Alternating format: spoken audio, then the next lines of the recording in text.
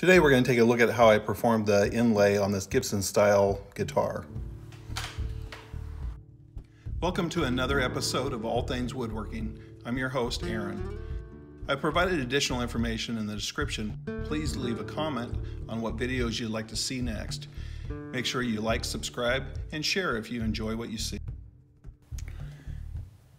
Normally I don't use a paper copy of the inlay in order to start the process, but in this case it was critical that the alignment be right so that it would fit in between the tuners, so I felt it was necessary.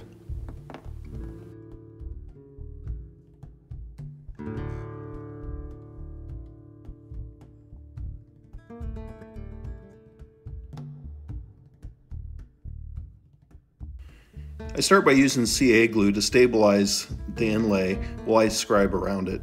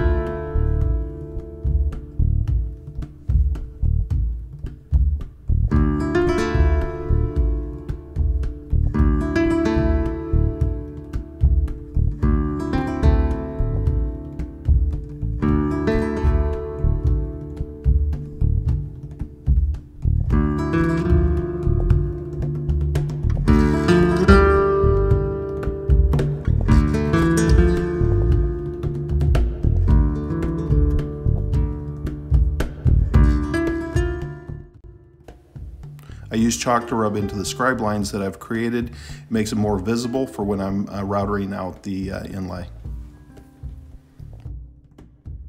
To route out my inlays, I use a Dremel, a router base for my Dremel, and a 1/32 inch bit. I'll leave links to those items in my description.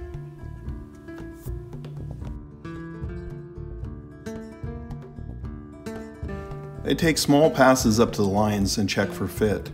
Then I scribe any areas that still need to be taken away in order for the inlay to fit. It's a slow back and forth process, but you do this to get the best fit.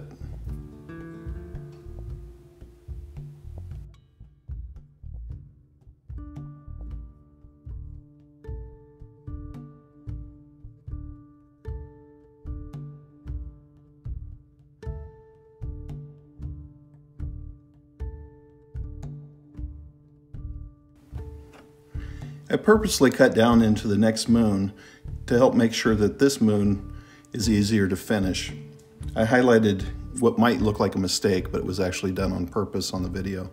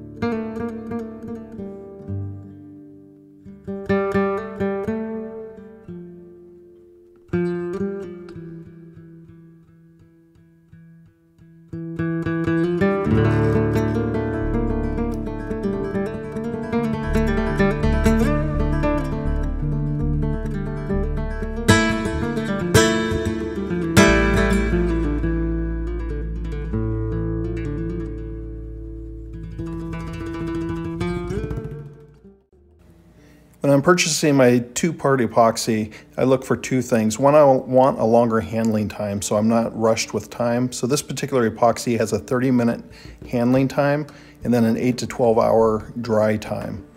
The second thing I look for is to be able to put tints and dyes or pigments in it to color it. That way I can color it the same color as my headstock, and it will hide any imperfections that I may have from when I did the routing.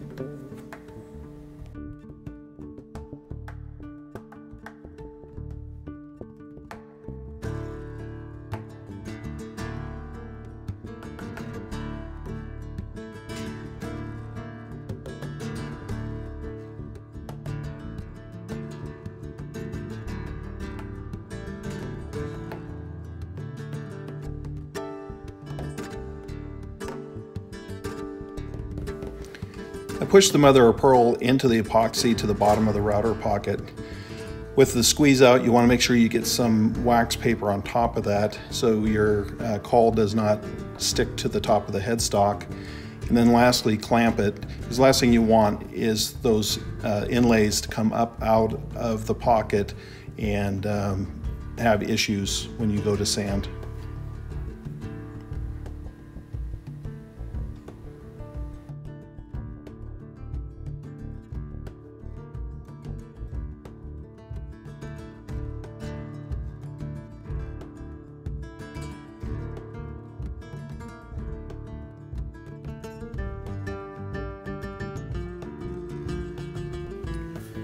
Now all we need to do is sand back the epoxy and the mother pearl until it's level. You want to use a hard block and be careful to keep it even and level on just what you want to take off and not be hitting the rest of the headstock while you're sanding. So you want to keep it level until you get it sanded down to the headstock.